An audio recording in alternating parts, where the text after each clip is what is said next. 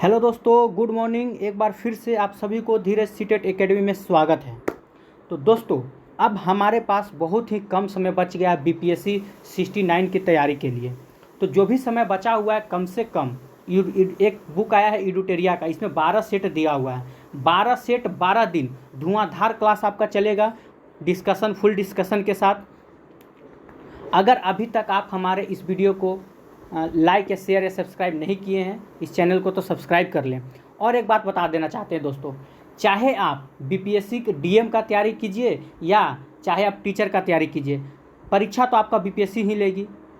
तो इसके लिए यही बेहतर है कि आप आज से ही शुरू कर दीजिए बीपीएससी का तैयारी, क्योंकि लेवल जो होगा ना, ये बताने की ज़रूरत नहीं है कि अभी आपका किस लेवल का प्रश्न पूछा जाएगा, क्योंकि बीपीएससी उस बार आपको छोड़ दिया था, निगेटिव हटा दिया था। इस बार बीपीएससी आपको छोड़ने वाला नहीं है, फुल निगेटिव के साथ होगा। और लेवल जो होगा ना, एकदम बीपीएससी से भी ऊपर लेगा, वो जो डीएम से भी ऊपर आपका लेवल जा सकता है। तो चलिए, हम ज़्यादा शुरू नहीं करते हैं, डायरेक्ट प्रश्न की ओर चलते हैं। चलिए, पहला प्रश्न है, कांग्रेस अधिवेशन को संबोधित करने वाली पहली महिला कौन थी? ठीक है, तो आपके पास मात्र 3 या 4 सेकंड का समय होगा, इस दौरान आपको आंसर कर देना है। ठीक है, उसके बाद हम आंसर बताएंगे। तो पहली कांग्रेस अधिवेशन को संबोधित करने वाली पहली महिला कौन थी? तो इसका आंसर क्या हो जाएगा?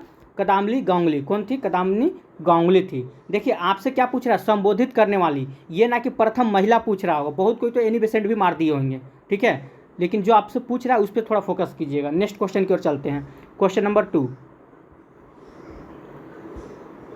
चलिए, मैजिक लालटेन व्याख्यान तमिलनाडु में जनता के बीच निम्नलिखित में से किस घटना के दौरान राजनीतिक चेतना उत्पन्न करने का एक लोकप्रिय तरीका है? ठीक है, तो कौन सा था? तो इसका आंसर क्या होगा? फटाक से आप आंसर कीजिए।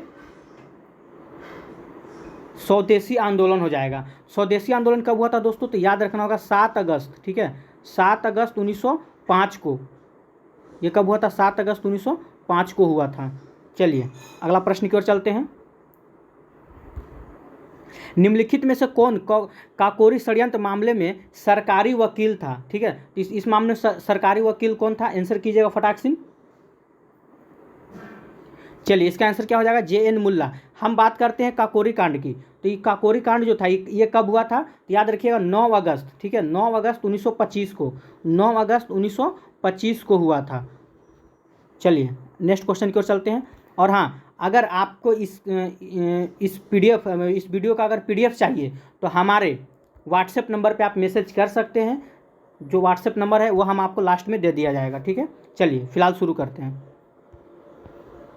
बंगाल का विभाजन विरोधी आंदोलन कब शुरू हुआ? देखिएगा, यहाँ थोड़ा गौर कीजिएगा। बंगाल का विभाजन विरोधी आंदोलन कब शुरू हुआ पूछ रहा है आपसे। ठीक है, तो हम जानते हैं कि बंगाल का विभाजन जो था, इसकी घोषणा कब हुआ था। अगर हम बंगाल विभाजन की घोषणा की बात करें तो बंगाल विभाजन की घोषणा कब हुआ था? तो याद रखिएगा 19 जुलाई 1905 में क्या हुआ था? तो बंगाल विभाजन की घोषणा हुआ था। ठीक है, अब इस घोषणा को लागू कब किया गया? तो 16 अक्टूबर 1905 में इसको लागू किया गया था। बंगाल विभाजन को लागू कब किया गया? तो 16 अक्टूबर 1905 में। लेकिन प्रश्न हमसे पूछ रहा है कि बंगाल विभाजन विरोधी आंदोलन कब शुरू हुआ। ठीक है, तो यह कब शुरू हुआ था? तो 7 अगस्त 1905 में से शुरू किया गया था।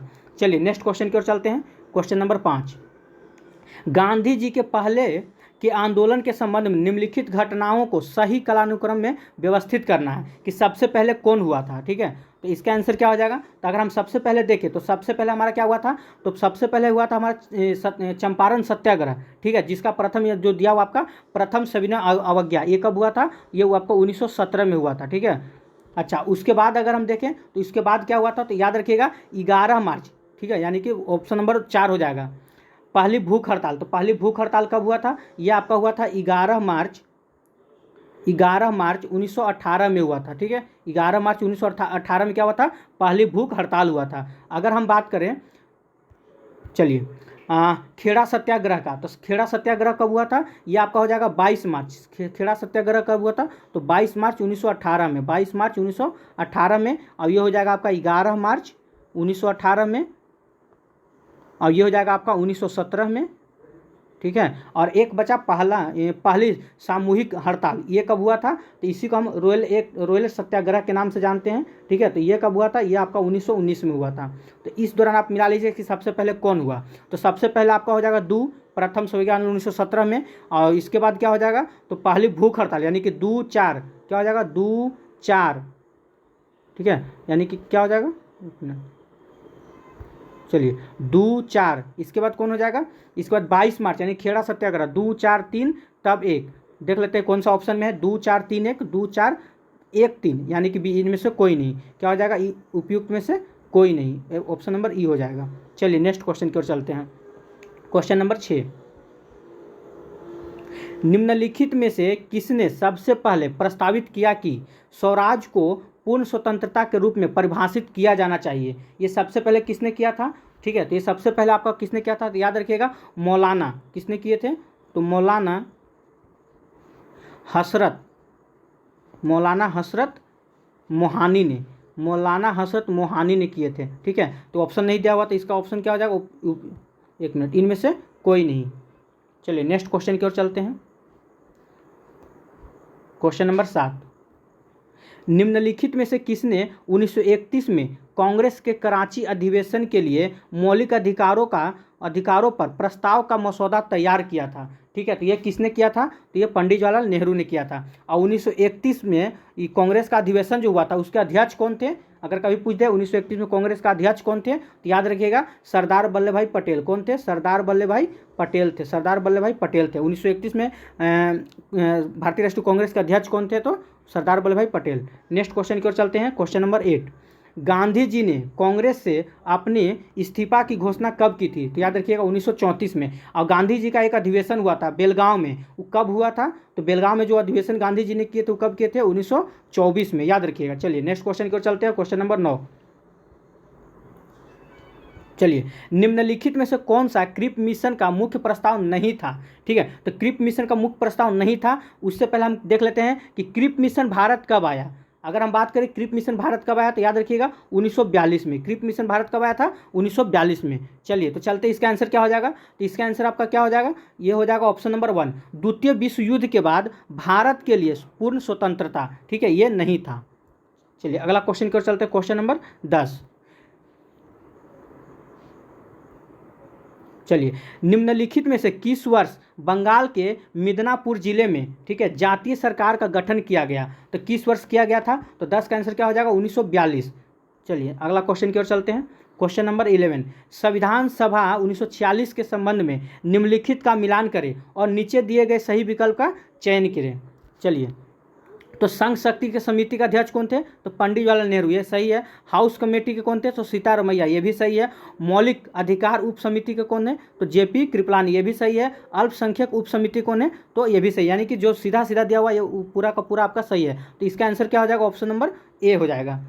चलिए नेक्स्ट क्वेश्चन को चलते हैं। क्वेश्चन नंबर 12, बंगाल के अंतिम स्वतंत्र नवाब कौन थे? तो बंगाल के अंतिम स्वतंत्र नवाब कौन थे? तो इसका आंसर क्या हो जाएगा? सिराजुद्दौला। अगला क्वेश्चन की ओर चलते हैं।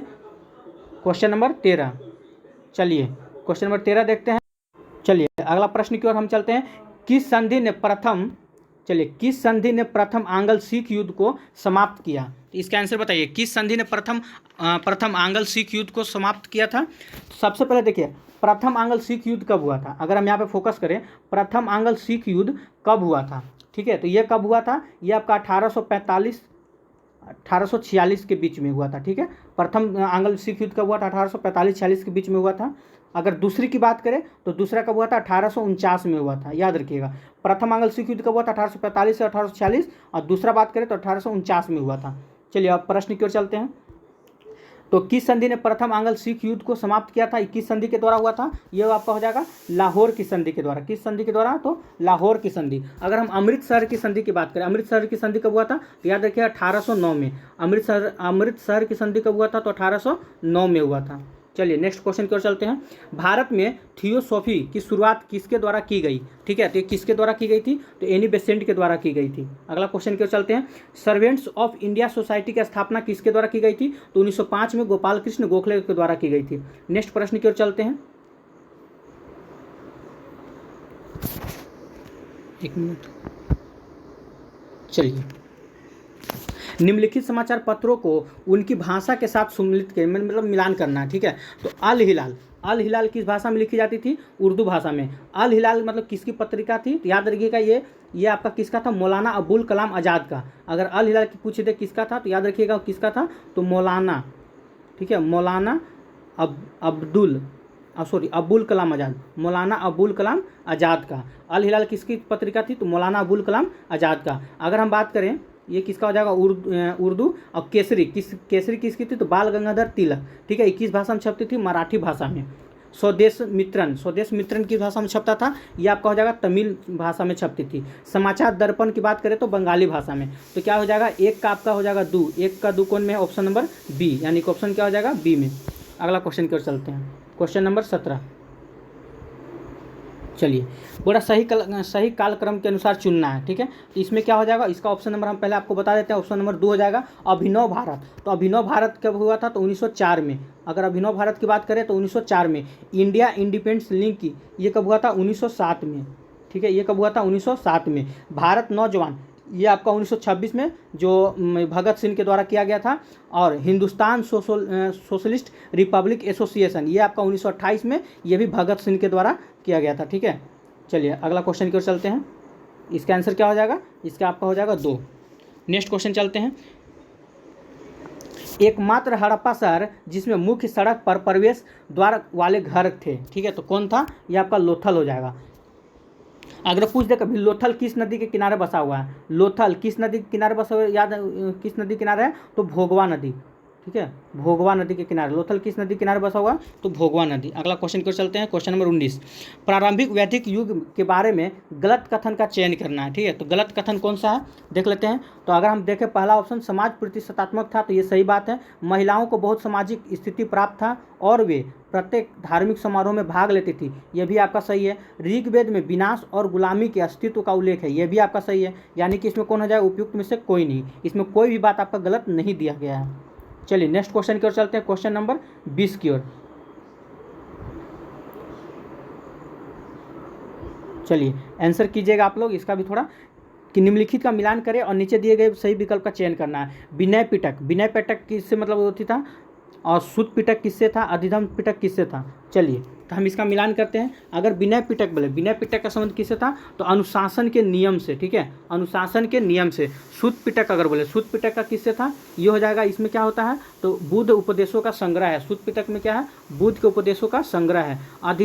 अभिधम पिटक में क्या होता है? ये में आपको बौद्ध धर्म का दर्शन मिलता है। और महावंश और दीपवंश में क्या है? तो इसमें आपका श्रीलंका के बारे में जानकारी मिलती है। और जातक में क्या है? तो जातक में आपको बुद्ध की पूर्ण जन्म की कहानी मिलती है, ठीक है। तो इसका आंसर क्या हो जाएगा? इसका आंसर आप देखिएगा तो एक का क्या हो जाएगा? एक का दो, तो एक का दो कौन में? ऑप्शन नंबर सी में है, तो आपका आंसर सी हो जाएगा। चलिए क्वेश्चन नंबर 21 की ओर चलते हैं। निम्नलिखित में मिलान करें और नीचे दिए गए सही कथन का विचार करें, ठीक है। तो बोल रहा है कि बल्भाचार्य, ठीक है, ये किससे संबंधित है? तो इनका क्या हो जाएगा? बल्भाचार्य का जो है पुष्टि मार्ग से, ठीक है। अच्छा, रामानुज का संबंध किससे था? तो ये हो जाएगा विशिष्टता देत से। माधवाचार्य का बात करें तो इसका किसका हो जाएगा? तो देतवाद से। और एक बचा शंकराचार्य, तो ये अद्वैतवाद से, ठीक है। तो इसका आंसर क्या हो जाएगा? एक का चार कौन में? दो में। रामानुज एक दो का एक का चार दो का एक, ये भी हो जाएगा। 3 से पकड़ाएगा। माधवाचार्य का क्या हो जाएगा? तो 3 का दो कौन में? ऑप्शन नंबर बी में हो जाएगा। चलिए अगला क्वेश्चन की ओर चलते हैं, क्वेश्चन नंबर 22। निम्नलिखित में से किस अभिलेख में अशोक को बौद्ध शाक्य कहा गया है? ठीक है, तो किस अभिलेख में कहा गया? तो मस्की अभिलेख में। चलिए नेक्स्ट क्वेश्चन की ओर चलते हैं। कलिंग के राजा खारवेल का संबंध था, तो इनका संबंध किससे था? तो चेदी वंश से। अगला क्वेश्चन देखते हैं। हर्षवर्धन प्रशासन के बारे में गलत कथन का चयन कीजिए, ठीक है। तो कौन सा गलत कथन है? तो सती प्रथा का चलन नहीं था, ये गलत बात है। सती प्रथा का चलन था, ठीक है, तो चलन क्या था? इसमें था, नहीं जो है ये आपका गलत हो जाएगा। अगला क्वेश्चन देखते हैं 24-25 नंबर। बाबर केवल भाग्य का सिपाही था, ना कि साम्राज्यों का संस्थापक। बाबर के बारे में किस लेखक ने यह लिखा था? ठीक है, तो ये किस लेखक ने लिखा था? आंसर कीजिएगा। लेनपुल ने लिखा था। अगला क्वेश्चन की ओर चलते हैं, क्वेश्चन नंबर 26। चलिए, तो मनसबदारी व्यवस्था में निम्नलिखित में से कौन सा कथन असत्य है? आपको इसमें असत्य को चुनना है, ठीक है। तो कौन सा असत्य है? तो यह व्यवस्था के सैन्य व्यवस्था का आधार नहीं माना जाता, ये गलत बात है। सैन्य आधार माना जाता था, ठीक है। क्या माना जाता? नहीं, आपका ये गलत हो जाएगा। यह व्यवस्था का आधार माना जाता था, यानी कि ऑप्शन नंबर 3 जो है आपका गलत है। यानी कि इसका आंसर क्या हो जाएगा? अगर इसके आंसर की हम बात करें तो केवल 3। अगला क्वेश्चन की ओर चलते हैं, क्वेश्चन नंबर 27। चलिए, शिवाजी की भू राजस्व व्यवस्था के संबंध में निम्न में से कौन सा कथन सत्य है? ठीक है, तो कौन सा कथन इसमें सत्य हो जाएगा? तो इसका हम देखते हैं, तो इसका आंसर क्या हो जाएगा? तो उपयुक्त में से एक से अधिक हो जाएगा। क्यों? क्योंकि शिवाजी जो थे, उस शिवाजी ने जमींदार और जमींदारी का विरोध करते हुए रेतवाड़ी व्यवस्था को अपनाया था और भू राजस्व का लगान पूर्व में कुल पूंजी का मतलब 33% थी, जो कि बाद में बढ़ाकर कितना कर दिए थे? 40% कर दी गई थी। उपयुक्त में से एक से अधिक हो जाएगा। अगला क्वेश्चन देखते हैं, क्वेश्चन नंबर 28। विजयनगर प्रशासन की सबसे छोटी इकाई कौन सी है? सबसे छोटी इकाई आपका हो जाएगा ऊर, ठीक है। अगर पूछे कि विजयनगर प्रशासन की सबसे बड़ी इकाई, अगर आपसे बड़ी इकाई की बात करें, ठीक है, बड़ी इकाई कौन सी है? तो बड़ी इकाई कौन हो जाएगा? तो प्रांत, याद रखिएगा। एक बड़ा और एक छोटा याद रखना बहुत जरूरी है। अगर बड़ी इकाई की बात करें तो बड़ी इकाई कौन थी? प्रांत, और सबसे छोटी इकाई कौन थी? था ऊर हो जाएगा। चलिए नेक्स्ट क्वेश्चन की ओर चलते हैं, क्वेश्चन नंबर 29। निम्नलिखित में से किस इतिहासकार के द्वारा मोहम्मद गजनवी के भारत आक्रमण को जिहाद माना गया? ठीक है, तो किसके आक्रमण को माना गया था? तो उतवी। ये किसने कहा था? इतिहासकार उतवी के द्वारा। अगला क्वेश्चन चलते हैं, क्वेश्चन नंबर 28। खिलजी वंश के दौरान बाजार नियंत्रण के लिए नियुक्त अधिकारियों में बाजार निरीक्षक किसे कहा जाता है? ठीक है, तो यहाँ से एक क्वेश्चन याद निकलता है कि बाजार नियंत्रण प्रणाली किसने शुरू किया था? तो बाजार नियंत्रण प्रणाली किसने शुरू किया था? तो हम मारेंगे अलाउद्दीन खिलजी ने, ठीक है। और इसका आंसर क्या हो जाएगा 30 का? तो ऑप्शन नंबर सी हो जाएगा, बरीद ए मंडी ने। अगला क्वेश्चन देखते हैं, क्वेश्चन नंबर 31।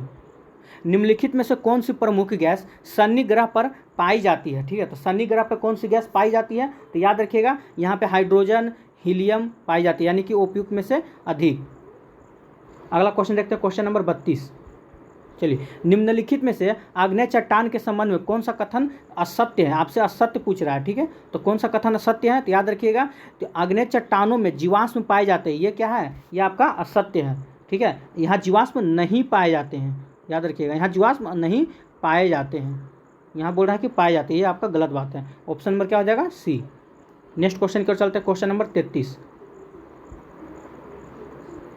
चलिए, इसका आप लोग आंसर कीजिएगा कि निम्न में से किस भूकंप तरंग को प्राथमिक तरंग कहते हैं? प्राथमिक तरंग, द्वितीय तरंग और एक होता है आपका सतही तरंग, ठीक है। तो प्राथमिक तरंग किसे कहते हैं? तो याद रखिएगा, प्राथमिक तरंग हो जाएगा पी तरंग को कहते हैं, ठीक है। और द्वितीय तरंग किसे कहते हैं? तो इसे हम द्वितीय तरंग कहते हैं, यानी कि एस तरंग को हम क्या कहते हैं? द्वितीय तरंग के नाम से जानते हैं। और सतही तरंग की अगर बात करें, सतही तरंग किसे कहते हैं? तो एल को हम सतही तरंग कहते हैं, ठीक है। इसे हम क्या कहते हैं? सतही तरंग कहते हैं।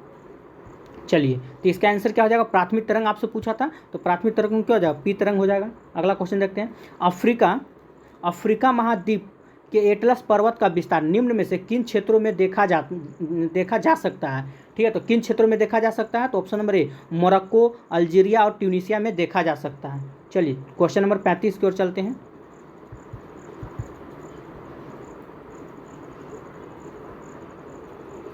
चलिए, निम्नलिखित में से कौन सी नदी विषुवत रेखा को 2 बार काटती है? देखिए, विषुवत रेखा को कौन सी नदी 2 बार काटती है? ठीक है, तो यहाँ क्या हो जाएगा? उपयुक्त में से कोई नहीं, ठीक है। पहली बात, इसका आंसर क्या हो जाएगा? उपयुक्त में से कोई नहीं।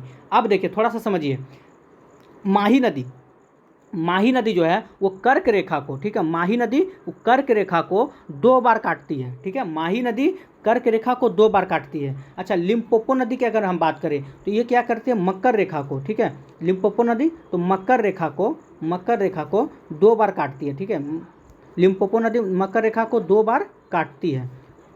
हो गया 3 रेखा, एक विषुवत रेखा, कर्क रेखा, मकर रेखा। लेकिन विषुवत रेखा को कौन सी नदी काटती है? तो इनमें से कोई नहीं। उसका आंसर हम आपको बता देते हैं। विषुवत रेखा को काटने वाली कौन सी नदी है? तो याद रखिए, कांगो नदी। एक मिनट, कौन नदी है? तो कांगो नदी, ठीक है। कांगो नदी, या इसी का एक और नाम क्या है? जायरे नदी, ठीक है। कांगो या जायरे नदी विषुवत रेखा को 2 बार काटती है, ठीक है। चलिए, अगला क्वेश्चन की ओर चलते हैं, क्वेश्चन नंबर 36। निम्न में से किस महासागर में सबसे चौड़ी महाद्वीपीय मग्र तट स्थित है? ठीक है, तो किस में है ये स्थित है? इसका आंसर क्या हो जाएगा, आप लोग आंसर कीजिएगा। इसका आंसर हो जाएगा आपका ऑप्शन नंबर सी, आर्कटिक महासागर में। ठीक है, अगला क्वेश्चन देखते हैं, क्वेश्चन नंबर 37। निम्नलिखित कथन पर विचार करें। विषुवत रेखा से धूर की ओर बहने वाली धारा को गर्म जल धारा कहते हैं। तो ये क्या है, ये पॉइंट आपका सही है। विषुवत रेखा से धूर की ओर बहने वाली धारा को हम क्या कहते हैं, गर्म जल धारा कहते हैं। ध्रुव से विषुवत रेखा की ओर बहने वाली धारा को हम क्या कहते हैं, ठंडी जल धारा कहते हैं, ये भी सही है। लेब्राडोर जल धारा अटलांटिक महासागर की गर्म जल धारा, ये आपका गलत है। ठीक है, तो वो कैसी जल धारा है, तो लेब्राडोर आपकी क्या है, ठीक है, वो क्या हो जाएगा, ये आपकी ठंडी जलधारा है। लेब्राडोर जलधारा कैसी धारा है, तो ठंडी जलधारा, यानी कि कौन सही हो, अपने कथन सत्य बताना है, यानी कि 1 और 2 आपका सही हो जाएगा। ठीक है, तो इसका आंसर देख लेते हैं क्या क्या है। चलिए, तो 1 और 2 किस में, ऑप्शन नंबर ए में। अगला क्वेश्चन देखते हैं, क्वेश्चन नंबर 38। चलिए, वायुदाब में अचानक कमी आना किसका सूचक माना जाता है? ठीक है, तो ये किसका सूचक माना जाता है, तो तूफान आने का सूचक माना जाता है। नेक्स्ट क्वेश्चन देखते हैं, भारत किस राज्य में से म्यांमार की सीमा नहीं लगती है? ठीक है, तो किससे नहीं लगती है, जो ऑप्शन आपको दिया हुआ है, अरुणाचल प्रदेश, नागालैंड, मणिपुर, ये तीनों से लगती है। किससे नहीं लगती है, तो उपयुक्त में से कोई नहीं। अगर हम बात करें कि म्यांमार की सीमा भारत के कितने राज्यों से लगती है, थोड़ा सा सुनिएगा, म्यांमार की सीमा भारत के कितने राज्यों से लगती है, तो इसमें एक और आप ऐड कर दीजिए, क्या, मिजोरम। ठीक है, क्या हो जाएगा, तो मिजोरम जो है, ठीक है, यानी कि टोटल 4 भारत के ऐसे 4 राज्य हैं जो म्यांमार से सीमा साझा करते हैं। ठीक है, चलिए, तो इसका आंसर से क्या हो जाएगा आपका, उपयुक्त में से कोई नहीं। और ऐसे पूछे म्यांमार से कितनी सीमा लगती है, तो 4 सीमा लगती है। नेक्स्ट क्वेश्चन की ओर चलते हैं। निम्नलिखित कथन का सत्य नहीं है। कौन सा सत्य नहीं है, देखते हैं। तो ये क्या है, त्रिवेणी नहर सोन नदी से निकलती है, ये आपका गलत बात है। त्रिवेणी नहर सोन नदी के से नहीं निकलती है। ये किस नदी से निकलती है, तो गंडक नदी से निकलती है। त्रिवेणी नहर किस नदी से निकलती है, तो गंडक नदी से निकलती है। ठीक है, ये आपका क्या हो जाएगा, गलत हो जाएगा, ऑप्शन नंबर बी। चलिए, क्वेश्चन नंबर 41 देखते हैं। निम्नलिखित में से किसे बहुउद्देशीय परियोजना को आधुनिक भारत का मंदिर कहा था? ठीक है, ये किसने कहा था, तो इसका आंसर क्या हो जाएगा, फटाक से आंसर कीजिए आप लोग। चलिए, पंडित जवाहरलाल नेहरू। अगला क्वेश्चन की ओर चलते हैं, क्वेश्चन नंबर 42। चलिए, ट्रांस हिमालयन की भौतिक संरचनाओं को पूर्व से पश्चिम दिशा के क्रम में सजाएं। ठीक है, तो क्रम में सजाना है, तो सबसे पहले कौन हो जाएगा, सबसे पहले आपका हो जाएगा जास्कर, 1 नंबर पे कौन हो जाएगा, जास्कर। इसके बाद कौन हो जाएगा, तो पीरपंजाल। ठीक है, और 3 पे कौन हो जाएगा, तो गिलगित, और 4 पे कौन हो जाएगा, तो 4 पे हो जाएगा उल्लर झील। ठीक है, तो देखते हैं, यानी जास्कर 3 1 2 4 किस में है, 3 1 2 4, तो 3 1 2 4 ऑप्शन नंबर सी। ठीक है, किस में है, ऑप्शन नंबर सी में है आपका। चलिए, नेक्स्ट क्वेश्चन की ओर चलते हैं। कोको स्ट्रेट निम्नलिखित में से कहाँ स्थित है? तो कोको स्ट्रेट निम्नलिखित में कहाँ स्थित है, तो याद रखिएगा, ये हो जाएगा आपका उत्तरी अंडमान में। उत्तरी अंडमान में कोको स्ट्रेट कहाँ स्थित है, तो ये हो जाएगा उत्तरी अंडमान में। ठीक है, यानी कि इसमें ऑप्शन आपका नहीं दिया हुआ है, तो क्या हो जाएगा, उपयुक्त में से कोई नहीं, ऑप्शन नंबर ई। अगला क्वेश्चन देखते हैं। लाल और पीला मृदा में निम्नलिखित में से किस जैव पदार्थ की कमी पाई जाती है? ठीक है, तो किस जैव पदार्थ की कमी पाई जाती है, तो इसका आंसर क्या हो जाएगा, तो नाइट्रोजन की भी कमी पाई जाती है, फास्फोरस की भी कमी पाई जाती है, ह्यूमस की कमी पाई जाती है, यानी कि उपयुक्त में से 1 से अधिक हो जाएगा। अगला क्वेश्चन देखते हैं। 2011 की जनगणना के आधार पर भारत में जनजाति जनसंख्या भारत की कुल जनसंख्या का कितना प्रतिशत है? कि भारत कुल जनसंख्या कितना प्रतिशत है, 8.6% है। नेक्स्ट प्रश्न की ओर चलते हैं। चिरांद निम्नलिखित में से किस प्राचीन सभ्यता का संबंधित रखता है? तो चिरांद, सबसे पहले देखिए चिरांद किस जिले में है। ठीक है, तो ये चिरांद बिहार किस जिले में है, ये आपका सारण जिला हो जाएगा। ठीक है, चिरांद किस जिले में है, तो बिहार के सारण जिला में है, और इसका आंसर क्या हो जाएगा, तो नौपाषाण काल। अगला क्वेश्चन की ओर चलते हैं, क्वेश्चन नंबर 47। प्रसिद्ध अशोक स्तंभ, उनके शिलालेखों को साम्राज्य के विभिन्न हिस्सों में खड़ा किया गया था। ठीक है, तो मौर्य महल के निर्माण के बारे में किस स्तंभ पर शिलालेख है? ठीक है, तो 47 का आंसर क्या हो जाएगा, ये आपका हो जाएगा लोरिया और अरेराज स्तंभ में। अगला क्वेश्चन देखते हैं 48। निम्नलिखित में से कौन पटना के प्रथम अंग्रेज मजिस्ट्रेट थे? तो ठीक है, ये कौन थे, ये हो जाएगा चार्ल्स ग्रेड थे। अगला क्वेश्चन की ओर चलते हैं, क्वेश्चन नंबर 49। चलिए, बिहार में रामकृष्ण मिशन सोसाइटी की स्थापना किसने की थी? तो बिहार में रामकृष्ण सोसाइटी की स्थापना किसने किया था? 49 का क्या हो जाएगा? तो इसका याद रखिएगा, इनमें उपयुक्त में से कोई नहीं, क्योंकि आपका ऑप्शन नहीं दिया हुआ है। इसका आंसर क्या होता? तो ऐसे हम आपको बता देते हैं, बाबा ठाकुर दास। क्या हो जाएगा? बाबा ठाकुर दास। ठीक है, कौन किए थे? तो बाबा ठाकुर दास, याद रखिए, बाबा ठाकुर दास। बिहार में रामकृष्ण सोसाइटी की स्थापना किसने किया था? तो बाबा ठाकुर दास ने किए थे। ठीक है, नेक्स्ट क्वेश्चन की ओर चलते हैं। चलिए, दिल्ली सल्तनत के शासक इल्तुतमिश ने बिहार पर कब आक्रमण किया? ठीक है, तो ये बिहार पर कब आक्रमण किया था? तो 1210 में। अगर पूछे बंगाल पर कब कब्जा कर लिया था इल्तुतमिश, तो 1225 में क्या किया था? बंगाल पर कब्जा कर लिया था। ये भी याद रखिएगा। अगला क्वेश्चन को चलते हैं, 51 नंबर। किस राजवंश के दौरान बिहार राज्य का नाम बिहार रखा गया था? ठीक है, तो ये तुर्की राजवंश के दौरान रखा गया था। अगला क्वेश्चन की ओर चलते हैं, क्वेश्चन नंबर 52। बिहार की भूभर्गीय संरचना के संदर्भ में निम्नलिखित कथन पर विचार कीजिए। ठीक है, तो इसका आंसर क्या हो जाएगा? तो इसका आंसर आपका हो जाएगा, धारवाड़ क्रम में चट्टानों का निर्माण प्री कैम्ब्रियन युग में हुआ था। ये बात सही है। तृतीय शिलों का विस्तार चंपारण जिले में हुआ, ये भी सही है। विंध्य क्रम की चट्टानों का विस्तार बिहार में नहीं है, ये गलत है। ठीक है, बिहार में नहीं, बिहार में है। ठीक है, क्या है? बिहार में है। अच्छा, बिहार के मैदानी क्षेत्र में चतुर्धार चट्टानों पाई जाती है, ये आपका सही है। यानी कि ऑप्शन नंबर 3 जो है ना, ये नहीं है। ठीक है, चलिए देखते हैं क्या है ऑप्शन में। तो क्या क्या हो जाएगा? यानी कि 1, 2, 4। इसका आंसर क्या हो जाएगा? 1, 2, 4। ऑप्शन नंबर सी हो जाएगा। अगला क्वेश्चन देखते हैं, बिहार का न्यूनतम जनसंख्या घनत्व वाला जिला कौन सा है? देखिए, न्यूनतम जनसंख्या घनत्व पूछे तो कैमूर, और सर्वाधिक जनसंख्या घनत्व पूछे तो शिवहर हो जाएगा। ठीक है, लेकिन आपसे क्या पूछ रहा है? न्यूनतम, तो कैमूर हो जाएगा।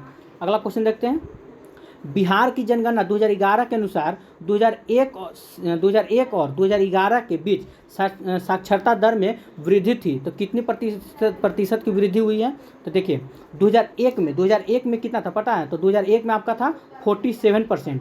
2001 में कितना था? 47%। और 2011 में कितना हो गया? तो 2011 में आपका बढ़ के हो गया था 61%, 61.8% हो गया था।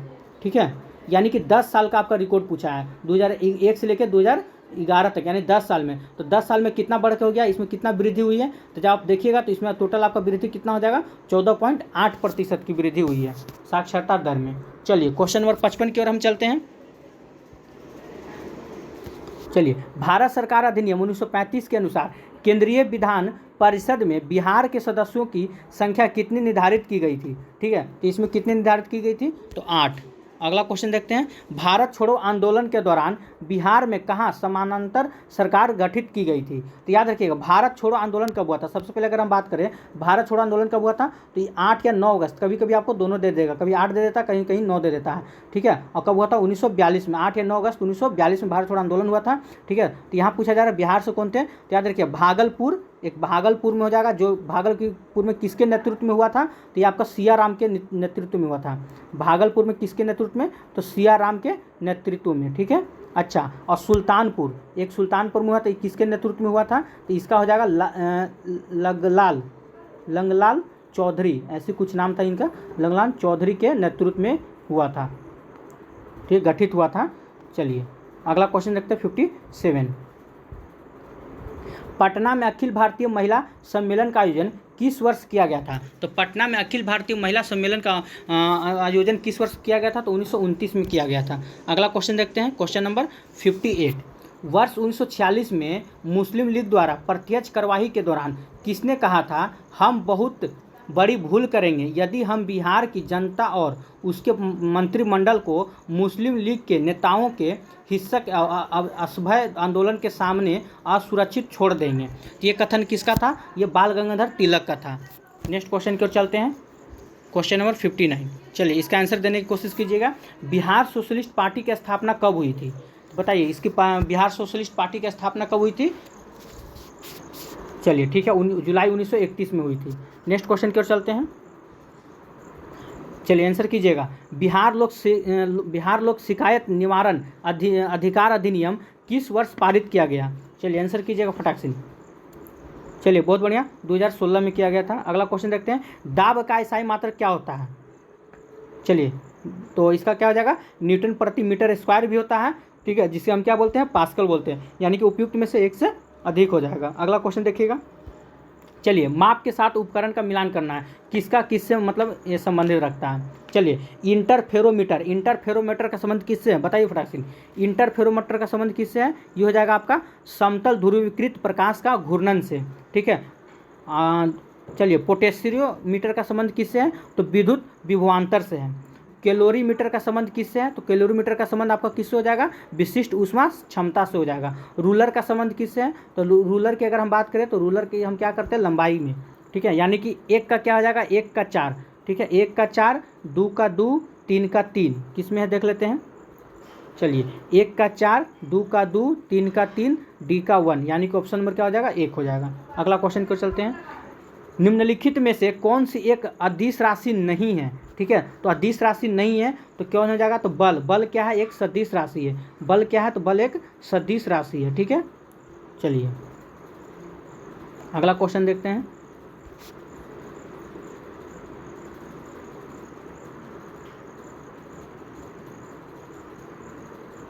भार और द्रव्यमान में क्या अंतर है, ठीक है, तो भार और द्रव्यमान में क्या अंतर है, तो भार वह बल है जिसके साथ गुरुत्वाकर्षण किसी वस्तु पर कार्य करती है, जबकि द्रव्यमान किसी वस्तु में पदार्थ की मात्रा है, ठीक है। इसका आंसर क्या हो जाएगा, ऑप्शन नंबर ए। अगला प्रश्न की ओर चलते हैं। वह कौन सी प्रक्रिया है जिसके द्वारा कोई वस्तु कुछ रंगों के प्रकाश को अवशोषित करती है और दूसरों को परावर्तित करती है, ठीक है, तो इसका आंसर क्या हो जाएगा, फटाक से बताइए। चलिए, ठीक है, परावर्तन। अगला क्वेश्चन की ओर चलते हैं, क्वेश्चन नंबर 66। उस घटना का क्या नाम है जिसके कारण आकाश नीला दिखाई पड़ता है, ठीक है, तो उस घटना का क्या नाम है, जल्दी फटाक से बताइए। 66 आंसर क्या हो जाएगा, तो प्राकिरणन, ठीक है। अगला क्वेश्चन की ओर चलते हैं। सेल्सियस को केल्विन में बदलने का कौन सा सूत्र है, तो ठीक है, केल्विन बराबर के बराबर क्या हो जाएगा, तो सेल्सियस प्लस केल्विन का मात्रा 273.15, ठीक है। सेल्सियस को केल्विन बदलने का सूत्र क्या होता है, तो के बराबर सी प्लस 273.15। अगला क्वेश्चन की ओर चलते हैं, इसका आंसर क्या हो जाएगा, ऑप्शन नंबर ए। चलिए, नेक्स्ट क्वेश्चन की ओर चलते हैं। थर्मामीटर और थर्मोस्टेट में क्या अंतर है, ठीक है, तो इसमें क्या अंतर है, तो थर्मामीटर तापमान को मापता है, अगर हमें बुखार उखार हो जाए जिसमें हम थर्मामीटर का प्रयोग करते हैं, जबकि थर्मोस्टेट का तापमान को नियंत्रित करता है, ठीक है, यानी कि ऑप्शन नंबर ए आपका हो जाएगा। अगला प्रश्न देखते हैं। चलिए, क्वेश्चन नंबर 69। अशुद्धियों की उपस्थिति किसी पदार्थ के गलनांक को कैसे प्रभावित करती है, ठीक है, कि कैसे प्रभावित करती है, इसका आंसर बताइएगा। चलिए, बहुत बढ़िया, इसका आंसर क्या हो जाएगा, तो अशुद्धियों की उपस्थिति का गलनांक घट जाता है। अगला क्वेश्चन देखते हैं, क्वेश्चन नंबर 70। निम्नलिखित में से किस रंग के प्रसार के लिए एक माध्यम की आवश्यकता होती है, ठीक है, तो किस रंग के प्रसार के लिए आवश्यकता होती है, इसका आंसर क्या हो जाएगा, फटाक से आंसर कीजिएगा। इसका हो जाएगा आपका ध्वनि तरंगे। चलिए, क्वेश्चन नंबर 71 देखते हैं। निम्नलिखित में से कौन आवृत्ति बढ़ने और तरंग दैर्घ्य घटने के संदर्भ में सही है, ठीक है, तो कौन सही है, तो इसका क्या हो जाएगा, ऑप्शन नंबर 1 रेडियो तरंग, फिर माइक्रोवेव, फिर दृश्य प्रकाश, फिर पराबैंगनी विकिरण, फिर गामा किरण। अगला प्रश्न की ओर चलते हैं, क्वेश्चन नंबर 72। निम्नलिखित में से कथनों में कौन सा कथन गलत है, गलत कथन का आपको चुनाव करना है, ठीक है, तो कौन सा गलत कथन है देखते हैं। तो ऑप्शन नंबर बी देखिए, सभी तत्वों के परमाणु में न्यूट्रॉनों की संख्या हमेशा समान होती है, ये आपका गलत है। न्यूट्रॉनों की संख्या नहीं समान होती, किसकी संख्या समान होती है, तो प्रोटोनों की संख्या क्या होती है, वह हमेशा समान होती है, यही आपका गलत है, ठीक है, प्रोटोनों की संख्या समान होती है। अगला क्वेश्चन देखते हैं, क्वेश्चन नंबर 73। आधुनिक आवर्त सारणी के किस वर्ग में ऊपर से नीचे आने पर परमाणु की त्रिज्या के मान में क्या परिवर्तन होता है, ठीक है, तो क्या परिवर्तन होता है, आंसर कीजिएगा। तो ये परिवर्तन बढ़ता है। अगला क्वेश्चन 74 देखते हैं। निम्नलिखित में से कौन उदासीन प्रकृति का कण होता है, ठीक है, उदासीन प्रकृति का कण कौन है, तो 74 का आंसर क्या हो जाएगा, तो न्यूट्रॉन हो जाएगा। अगला क्वेश्चन देखते हैं, यानी कि ऑप्शन नंबर यहाँ हो जाएगा 3। अगला क्वेश्चन देखते हैं। निम्नलिखित में से किस अधातु में धात्विक चमक पाई जाती है, ठीक है, तो किस में अधातु है लेकिन उसमें धात्विक चमक पाई जाती है, तो याद रखिएगा आयोडीन में। अगला क्वेश्चन की ओर चलते हैं, क्वेश्चन नंबर 76। सामान्य शरीर में सर्वाधिक पाए जाने वाला तत्व निम्नलिखित में से कौन है? ठीक है, तो ये कौन हो जाएगा? तो ऑक्सीजन हो जाएगा। अगला क्वेश्चन देखते हैं, क्वेश्चन नंबर 77। कार्बन डेटिंग द्वारा निम्नलिखित में से किसकी आयु का निर्धारण किया जाता है? तो ये किसकी आयु का? तो जीवाश्म की आयु का निर्धारण किया जाता है। नेक्स्ट क्वेश्चन देखते हैं, क्वेश्चन नंबर 28। चलिए इसका आंसर कीजिएगा आप लोग, ये बीपीएससी में पूछा हुआ है। ठीक है, यह प्रश्न 28 नंबर क्वेश्चन आपका बीपीएससी में पूछा हुआ है। ठीक है, चलिए तो क्या बोल रहा है कि निम्नलिखित कथन में से कौन सा तत्व नहीं है? आपसे कौन सा पूछा, कौन सा तत्व नहीं है? ठीक है, तो गैस आपका कोई तत्व नहीं है। अगला क्वेश्चन को चलते हैं, क्वेश्चन नंबर 29। निम्नलिखित में से कौन सा कथन सही सुमिलित नहीं है? आपका नहीं पर फोकस करना है, कौन सही सुमिलित नहीं है। ठीक है, तो देखिए देखते हैं, ऑप्शन नंबर सी को आप देखिए, सबसे हल्की धातु सोडियम है, ये गलत बात है। सबसे हल्की धातु कौन है? तो लिथियम है। ठीक है, सबसे हल्की धातु कौन है? तो लिथियम हो जाएगा, याद रखिएगा। सबसे हल्की धातु कौन है? तो लिथियम हो जाएगा। अच्छा, और देखिए, और सबसे भारी धातु कौन हो जाएगा? तो ओस्मियम, ये भी याद रखिए, कभी कोई पूछ देता है कि सबसे हल्की धातु कौन है? तो लिथियम। सबसे भारी धातु कौन है? तो यानी इसका आंसर क्या हो जाएगा? ऑप्शन नंबर सी, ये आपका गलत है। अगला क्वेश्चन देखते हैं, क्वेश्चन नंबर 77। चलिए बोलो, 80 नंबर, क्वेश्चन नंबर 80 देखते हैं। नाइट्रिक अम्ल का उपयोग निम्न में से किस कार्य के लिए उपयोगी है? ठीक है, तो नाइट्रिक अम्ल का किस कार्य के लिए उपयोगी है? देखते हैं, सोना एवं सिल्वर को शुद्ध करने में, ये तो सही बात है। डायनामाइट का निर्माण करने में, ये भी सही है। उर्वरक के निर्माण करने में, ये भी सही है। उपयुक्त में से सभी। चलिए अगला क्वेश्चन देखते हैं, क्वेश्चन नंबर 81। हाइड्रोजन एवं हीलियम गैसों के बीच निम्नलिखित अंतर पर विचार करना है। ठीक है, तो इसका आंसर क्या हो जाएगा? 81 का आप लोग आंसर कीजिएगा। चलिए, तो इसका आंसर हो जाएगा 1। हीलियम एक अज्वलनशील गैस है, जबकि हाइड्रोजन गैस एक अत्यधिक ज्वलनशील गैस है। ठीक है, हीलियम हाइड्रोजन से हल्की होती है, ये पॉइंट गलत है। ये क्या होता है? दुगनी भारी होती है। ठीक है, ये क्या होता है? दुगनी भारी होती है, हल्की नहीं होता, उससे दुगना भारी होता है। चलिए, तो इसका आंसर क्या हो जाएगा? Option number 1। चलिए नेक्स्ट क्वेश्चन की ओर चलते हैं। जल तथा चौक के मिश्रण को निम्नलिखित में से किस विधि द्वारा पृथक किया जा सकता है, यानी कि अलग किया जा सकता है? तो याद रखिएगा, निस्यंदन के द्वारा भी करते हैं, अवसादन के द्वारा भी, और निस्तारण के द्वारा भी हम अलग कर सकते हैं। उपयुक्त में से एक से अधिक हो जाएगा। चलिए अगला क्वेश्चन देखते हैं। जनसंख्या में आनुवंशिकी भिन्नता का अंतिम स्रोत क्या है? ठीक है, तो अंतिम स्रोत इसका क्या हो जाएगा? 83 का आंसर कीजिएगा। इसका आंसर क्या हो जाएगा? उत्परिवर्तन हो जाएगा। अगला क्वेश्चन देखते हैं, 84। प्रोकैरियोटिक कोशिकाओं की साइटोप्लाज्मा झिल्ली किससे बनी होती है? ठीक है, तो ये किससे बनी होती है? आंसर कीजिएगा। इसका हो जाएगा ऑप्शन नंबर 1, फास्फोलिपिड से बनी होती है। चलिए क्वेश्चन नंबर 85 की ओर चलते हैं। मांसपेशी के संकुचन और विश्राम के लिए कौन सा खनिज महत्वपूर्ण है? ठीक है, तो कौन सा खनिज महत्वपूर्ण हो जाएगा? तो इसमें हो जाएगा आपका कैल्शियम। अगला क्वेश्चन की ओर चलते हैं, क्वेश्चन नंबर 86। किस जगत में ऐसे जीव शामिल है जो स्वपोषी और बहुकोषी दोनों हैं? ठीक है, तो कौन हो जाएगा? ये आपका पादप जगत। अगला क्वेश्चन देखते हैं, 87 नंबर। हमारे शरीर में थाइमस ग्रंथि कहाँ स्थित है? तो हमारे शरीर में थाइमस ग्रंथि कहाँ स्थित है? तो ऊपरी छाती में स्थित है। अगला क्वेश्चन की ओर चलते हैं, क्वेश्चन नंबर 88। निम्नलिखित में से कौन सा पोषक तत्व आमतौर पर पशु खाद्य में पाया जाता है और इसका उपयोग प्राकृतिक उर्वरक के रूप में किया जाता है? ठीक है, तो किस पे हो जाएगा? 88 का आंसर कीजिएगा आप लोग। चलिए इसका आंसर क्या हो जाएगा? नाइट्रोजन का। अगला क्वेश्चन देखते हैं, डीएनए में कितने नाइट्रोजनीय क्षार पाए जाते हैं? ठीक है, डीएनए में कितने नाइट्रोजनीय क्षार पाए जाते हैं? चलिए इसका आंसर कीजिएगा 89 का। 89 का आंसर क्या हो जाएगा? चलिए ठीक है, 4। अगला क्वेश्चन देखते हैं, 90 नंबर। निम्नलिखित में से किसने खुला परिसंचरण तंत्र पाया जाता है? ठीक है, तो और इसका आंसर क्या हो जाएगा? आंसर कीजिएगा।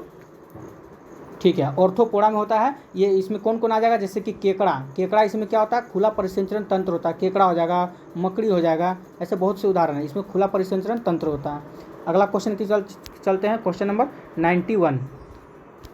निम्नलिखित में से कौन चंद्रयान 3 के मिशन के निर्देशक हैं? तो चंद्रयान 3 के मिशन के निर्देशक कौन है? तो एस मोहना कुमार। ठीक है, ऑप्शन नंबर ए हो जाएगा। याद रखिएगा, अगर कभी पूछ दे कि चंद्रयान 1 को कब लॉन्च किया गया था, चंद्रयान 1 को कब लॉन्च किया गया था, तो याद रखिएगा 2008 में। ठीक है, 2008 में चंद्रयान 1 को लॉन्च किया गया था। और चंद्रयान 2 को कब लॉन्च किया गया? ठीक है, तो ये जल्दी में किया गया था, आप सबको याद होगा, 2019 में। ठीक है, चंद्रयान 2 को कब लॉन्च किया गया था? तो 2019 में। और चंद्रयान 3 को तो सबको पता है 2023 में। आगे चलिए, आईआईटी दिल्ली का पहला कैंपस, ठीक है, किस देश में स्थापित होने जा रहा है, ठीक है, कि किस देश में स्थापित होने जा रहा है, तो यूएई में स्थापित होने जा रहा है, यानी कि अबू धाबी में स्थापित होने जा रहा है। अगला क्वेश्चन की ओर चलते हैं, क्वेश्चन नंबर 93। वेदांता फॉक्सकॉन ने भारत की पहली सेमीकंडक्टर और डिस्प्ले विनिर्माण सुविधा स्थापित करने की घोषणा किस राज्य में की है, ठीक है, तो किस राज्य में की है, तो ये इसका आंसर क्या हो जाएगा, तो गुजरात में की है। अगला क्वेश्चन की ओर चलते हैं, क्वेश्चन नंबर 94। चलिए, निम्नलिखित में से किस राज्य ने 2022-23 के सत्र के लिए रणजी ट्रॉफी का खिताब जीता, ठीक है, तो 2022-23 में रणजी ट्रॉफी का खिताब किसने जीता था, सौराष्ट्र ने। लेकिन कभी पूछते किसको हरा कर जीता, ठीक है, जीता तो था सौराष्ट्र ने, लेकिन किसको हरा के, तो पश्चिम बंगाल को हरा कर जीता, ठीक है। अगला क्वेश्चन की ओर चलते हैं, क्वेश्चन नंबर 95। अंतर्राष्ट्रीय महिला दिवस 2023 का थीम क्या था, ठीक है, तो अंतर्राष्ट्रीय महिला दिवस 2023 का विषय का थीम क्या था, तो इसका क्या हो जाएगा, तो ऑप्शन नंबर आपका 1 हो जाएगा, डिजिटल लैंगिक समानता के लिए नवाचार और प्रौद्योगिकी। अच्छा, अगर हम बात करें अंतर्राष्ट्रीय महिला दिवस कब मनाया जाता है, तो 8 मार्च को, ठीक है, कब मनाया जाता है, 8 मार्च को मनाया जाता है, याद रखिएगा। चलिए नेक्स्ट क्वेश्चन की ओर चलते हैं, क्वेश्चन नंबर 96। पहली बार अंतर्राष्ट्रीय शून्य अपशिष्ट दिवस आयोजित किया गया था, तो ये कब किया गया था, तो 30 मार्च को आयोजित किया गया था। अगला क्वेश्चन देखते हैं 97। इंटरनेशनल बिग कैट अलियांस का उद्घाटन प्रधानमंत्री नरेंद्र मोदी ने कहाँ किया था, ठीक है, तो ये कहाँ किया था, तो मैसूर में किए थे। नेक्स्ट क्वेश्चन की ओर चलते हैं, क्वेश्चन नंबर 98 की ओर। चलिए, विलंडन पुरुष टेनिस टूर्नामेंट 2023 का खिताब किसने जीता, ठीक है, तो ये किसने जीता था, तो कार्लोस अल्कराज ने जीता था, ठीक है, ऑप्शन नंबर 2 हो जाएगा। चलिए क्वेश्चन नंबर 99 देख लेते हैं। राजा परबा, ठीक है, महोत्सव निम्नलिखित में से किस राज्य में मनाया जाता है, ये बहुत अच्छा क्वेश्चन है।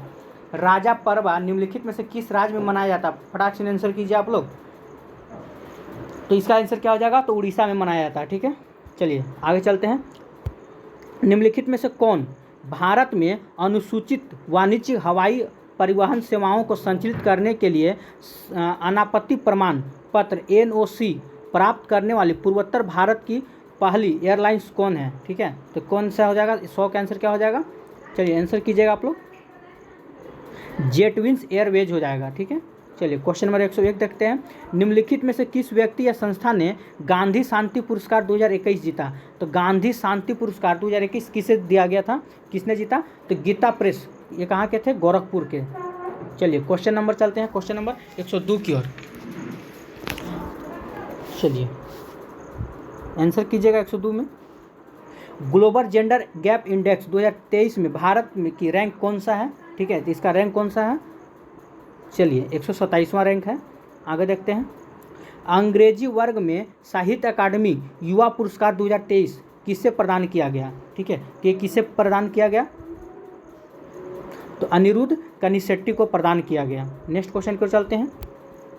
किस संस्था ने क्लाउड सीडिंग के लिए सफलतापूर्वक परीक्षण उड़ान आयोजित की थी, ठीक है, तो ये किस संस्था ने की थी, 104 का आंसर क्या हो जाएगा, फटाक से आंसर कीजिए, तो ये हो जाएगा आपका IIT कानपुर ने। अगला क्वेश्चन देखते हैं, क्वेश्चन नंबर 105 कि चलिए 105 का आंसर कीजिएगा। चलिए तो क्या हो जाएगा, एक्सरसाइज रन विजय हाल ही में आयोजित किया गया था, तो ये कब किया, मतलब किसने आयोजित किया था, एक्सरसाइज रन विजय हाल ही में आयोजित किया गया था, किस मतलब सेना के द्वारा आयोजित किया गया था, तो 105 का क्या हो जाएगा, तो भारतीय वायुसेना के द्वारा इसे शुरू किया गया था। अगला क्वेश्चन देखते हैं। बिहार के किस जिले में सबसे लंबा डबल डेक फ्लाईओवर बनाया गया, ठीक है, तो किस जिले में बनाया गया था, 106 का क्या हो जाएगा, तो सारण जिला में। आगे चलते हैं। हाल ही में हस्तक्षारित अटलांटिक घोषणा किन 2 देशों के बीच में हुई थी, तो ये किन 2 देशों के बीच में हुआ, तो USA और UK के बीच में हुआ है। अगला क्वेश्चन देखते हैं, क्वेश्चन नंबर 108। हाल ही में, ठीक है, इसको थोड़ा सा हम लिख देते हैं आप लोग को। हाल ही में ICMR,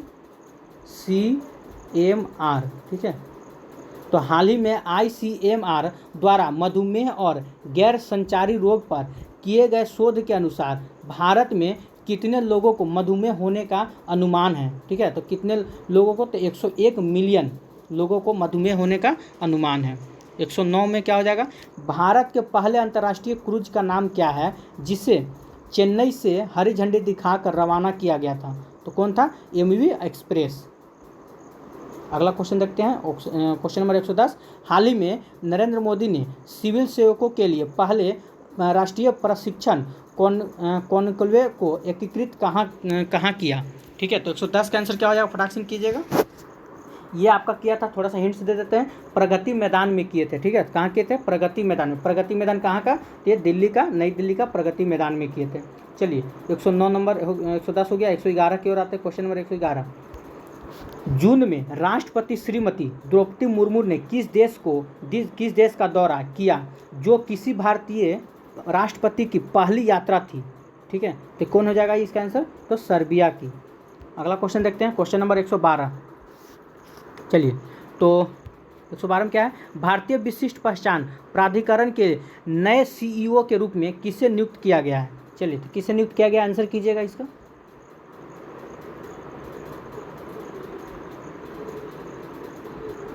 किससे नियुक्त किया गया है? तो इसका आंसर क्या हो जाएगा? अमित अग्रवाल को नियुक्त किया गया है। ठीक है,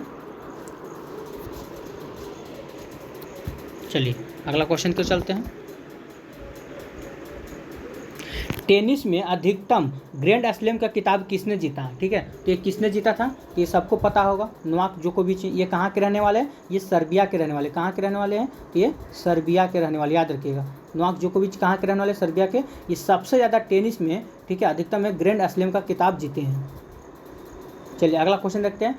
लॉस एंजल्स चिड़ियाघर और भारत के वन्य जीव ट्रस्ट ने किस प्रजाति के संरक्षण के लिए बिहार सरकार के साथ साझेदारी की है? ठीक है, तो किसके लिए किया है? तो घड़ियाल के लिए। अगला क्वेश्चन देखते हैं।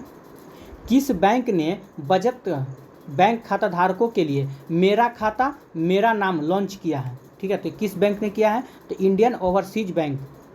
अगला क्वेश्चन देखते हैं। स्मार्ट सिटी मिशन का कार्यकाल कब तक बढ़ा दिया गया है? ठीक है, तो सबसे पहले स्मार्ट सिटी का कार्य मिशन कब शुरू हुआ था? ये आपका 2015 में शुरू हुआ था, जिसके तहत बिहार का, ठीक है, 4 जिला को स्मार्ट सिटी बनाने का लक्ष्य रखा गया था। ठीक है, तो पहला पे कौन हो जाएगा? चलिए देख लेते हैं। तो पहला नंबर पे कौन था? तो भागलपुर, याद रखिएगा।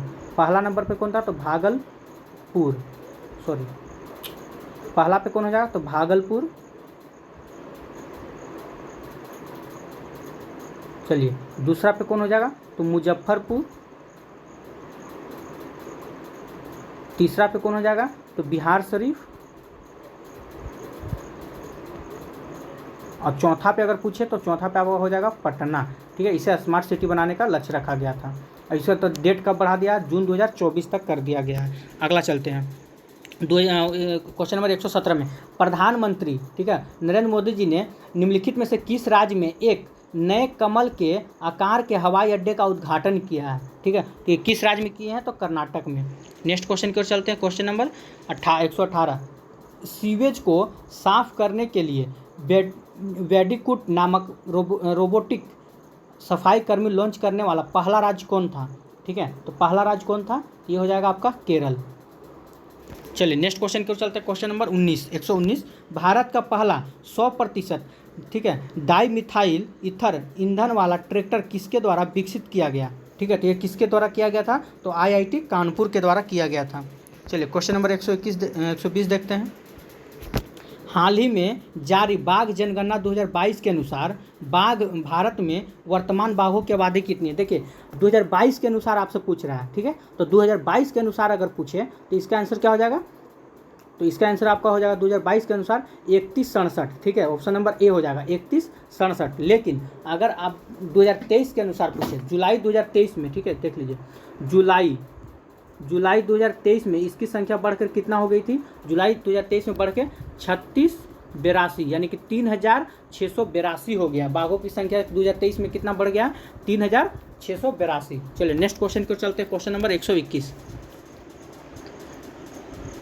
चलिए, निम्नलिखित में से किसे संविधान सभा का संवैधानिक सलाहकार नियुक्त किया गया था? ठीक है, तो ये हो जाएगा BN राव, तो सबको पता होगा। अगला क्वेश्चन देखते हैं। चलिए, निम्नलिखित में से किन प्रावधानों को कनाडा के संविधान से लिया गया? तो कनाडा के संविधान से क्या लिया गया? सरकार की संघीय व्यवस्था, ये कहाँ से लिया गया? कनाडा से। और केंद्र की अवशिष्ट शक्तियाँ, ये कहाँ से लिया गया? कनाडा से। यानी कि 2 और 4 कौन है? तो ऑप्शन नंबर C हो जाएगा। नेक्स्ट क्वेश्चन की ओर चलते हैं, क्वेश्चन नंबर 123। चलिए, तो निम्न में से कौन सा अधिकार गैर नागरिकों को नहीं प्राप्त है? परंतु भारतीय नागरिकों को प्राप्त है। ठीक है, तो कौन हो जाएगा इसका आंसर? तो इसका ऑप्शन हो जाएगा 2, अल्पसंख्यकों के अधिकार। क्वेश्चन नंबर 124 चलते हैं। भारत में वोट करने का मतलब विचार सही कथन को गलत कथन को इसमें चुनना है। ठीक है, तो भारत में वोट करने का अधिकार एक कानूनी अधिकार है। ये क्या बात है? ये सही बात है। अच्छा, 61वां संविधान संशोधन अधिनियम 1986 ने मतदान के अधिकार के लिए उम्र सीमा 21 वर्ष से घटाकर 18 वर्ष करके दी गई है। ये क्या सही है? तो नहीं, ये गलत है। 1986 नहीं होगा, 1986 की जगह पे क्या होता है? 1989 में। ठीक है, 61वां संविधान संशोधन कब? 1989 में। ठीक है, जो 21 वर्ष से घटाकर कितना कर दिया गया है? 18 वर्ष कर दिया गया है। यानी कि ऑप्शन नंबर मेरा क्या गलत हो जाएगा इसमें? केवल 2 मेरा क्या है? गलत है। केवल क्या हो जाएगा? 2। इसका 1989 हो जाएगा। ठीक है, चलिए आगे चलते हैं क्वेश्चन नंबर 125 की ओर। मौलिक अधिकार एवं राज्य के नीति निर्देशक तत्व के विषय में कौन सा कथन सही है? ठीक है, तो कौन सा कथन सही है? 125 का क्या हो जाएगा? तो याद रखिएगा, वे एक दूसरे के पूरक हैं। अगला क्वेश्चन की ओर चलते हैं। क्वेश्चन नंबर 126, संसद का व्यय का लेखा जोखा निम्नलिखित में से कौन देखता है? तो ये कौन देखता है? नियंत्रक एवं महालेखक परीक्षक देखते हैं। अगला क्वेश्चन देखते हैं, क्वेश्चन नंबर 127। चलिए, वर्ष 1971 में केंद्र राज्य संबंध पर, ठीक है, राज्य मनार समिति का गठन किस राज्य में किया गया था? तो किस राज्य में किया गया था? ये आपका तमिलनाडु में किया गया था। नेक्स्ट क्वेश्चन देखते हैं, क्वेश्चन नंबर 128, निम्नलिखित में से अंतर्राज्यीय परिषद का अध्यक्ष कौन होता है? ठीक है, तो कौन होता है? ये प्रधानमंत्री होते हैं।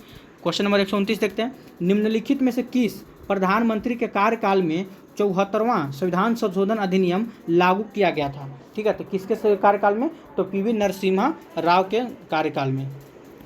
निम्नलिखित में से कौन मुद्रा के अवमूल्यन का सबसे संभावित प्रभाव होगा? ठीक है, तो 130 का क्या आंसर हो जाएगा? तो हो जाएगा निर्यात में वृद्धि। चलिए अगला क्वेश्चन की ओर चलते हैं। 1 मिनट रुकिए। चलिए, वह दर जिस पर अनुसूचित वाणिज्य बैंक रिजर्व बैंक से रातों रात धन अतिरिक्त राशि उधार ले सकते हैं, वो क्या हो जाएगा? तो 131 का आंसर क्या हो जाएगा? तो हो जाएगा आपका सीमांत अस्थायी सुविधा दर। 132 नंबर क्वेश्चन देखते हैं। चलिए, तो निम्नलिखित में से कौन सा आरबीआई से संबंधित नहीं है? ठीक है, तो आरबीआई से संबंधित नहीं है तो कौन हो जाएगा? तो जनता को पैसा उधार देना, ये आरबीआई से संबंधित नहीं है। यानी कि केवल 2 ऑप्शन आपका सही हो जाएगा, केवल 3। चलिए 133 नंबर क्वेश्चन देखते हैं। भारत को आत्मनिर्भर और स्वर उत्पादक अर्थव्यवस्था के रूप में स्थापित करने का प्राथमिक लक्ष्य किस पंचवर्षीय योजना का था?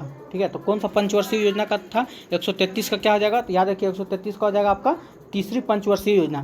तो तीसरी पंचवर्षीय योजना कब हुआ था? तो याद रखिएगा 1961 से लेके 1966 के बीच में। तीसरी पंचवर्षीय योजना कब हुआ था? 1961 से लेके 66 के बीच में। और पहली पंचवर्षीय योजना की अगर हम बात करें तो पहली पंचवर्षीय योजना कब हुआ था? 1951 से लेकर 1956 के बीच में। ठीक है, पहली पंचवर्षीय योजना कब हुआ था? 1951 से लेकर 1956 के बीच में। और द्वितीय पंचवर्षीय योजना की बात करें, द्वितीय पंचवर्षीय ये कब हुआ था? 1956 से लेकर 1961 के बीच में। ठीक है, 1961 याद रखिएगा। चलिए नेक्स्ट क्वेश्चन को चलते हैं।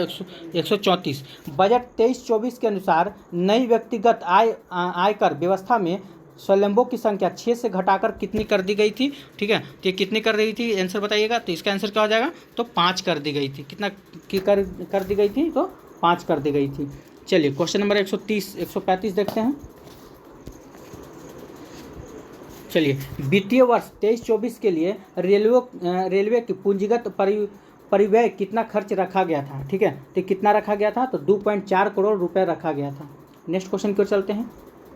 पर्यटन से संबंधित किसकी चर्चा केंद्रीय बजट 23-24 में की गई है? ठीक है, तो किसकी चर्चा केंद्रीय बजट 23-24 में की गई? 126 का। तो याद रखिए उपयुक्त में से सभी का चर्चा किया गया है। अगला नंबर 137 नंबर देखते हैं। जल जीवन मिशन के लिए वित्त वर्ष 23-24 में कितने करोड़ का बजट प्रदान किया गया है? ठीक है, तो कितने करोड़ का? तो 70,000 करोड़ का बजट प्रदान किया गया है। ऑप्शन नंबर 2 हो जाएगा। अगला क्वेश्चन देखते हैं, क्वेश्चन नंबर 138।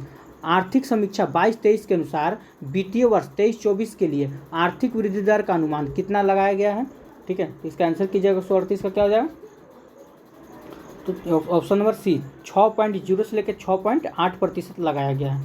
चलिए क्वेश्चन नंबर 139 देखते हैं। वित्त वर्ष 21-22 में, ठीक है, कृषि और संबद्ध क्षेत्र के कुल कितने प्रतिशत में वृद्धि देखी गई है? ठीक है, तो कितने प्रतिशत में वृद्धि देखी गई है? तो 3.0% में वृद्धि देखी गई है। चलिए ये हमारा लास्ट क्वेश्चन है, क्वेश्चन नंबर 140। वित्त वर्ष 21-22 के दौरान कुल कितने किलोमीटर राष्ट्रीय राजमार्ग का सड़कों का निर्माण किया गया? तो फटाक से इसका आंसर दीजिएगा। तो क्या हो जाएगा इसका आंसर? ये इसका आंसर हो जाएगा आपका ऑप्शन नंबर बी। अगर चलिए दोस्तों, तो यहीं हम समाप्त करते हैं। अगर मेरा वीडियो आपको अच्छा लगा हो तो प्लीज़ इसे लाइक सब्सक्राइब कीजिएगा। हाँ, और एक बात कि अगर आपका इस वीडियो का PDF चाहिए, ठीक है, तो हमारे व्हाट्सएप नंबर पे आप मैसेज कर सकते हैं। ठीक है, नंबर है वो आपको हम दे देते हैं 94 310 70 261। ठीक है, इस नंबर पर आप व्हाट्सएप कर सकते हैं। कॉल मत कीजिएगा क्योंकि कॉल लगने वाला नहीं है। ठीक है, तो 94 310 70 261 पर आप कॉल करके मैसेज करके हाय हेलो और हम आपको PDF सेंड कर दिया जाएगा। ठीक है, तो अगर वीडियो अच्छा लगा तो प्लीज़ इसे लाइक सब्सक्राइब कीजिएगा और एक दूसरे दोस्त के पास जरूर भेजिएगा, क्योंकि 12 दिन 12 सेट, ठीक है, हमारा लक्ष्य यही है, 12 दिन में 12 सेट को ख़त्म कर देना है। चलिए, तो आज के लिए इतना ही। जय हिंद, जय भारत।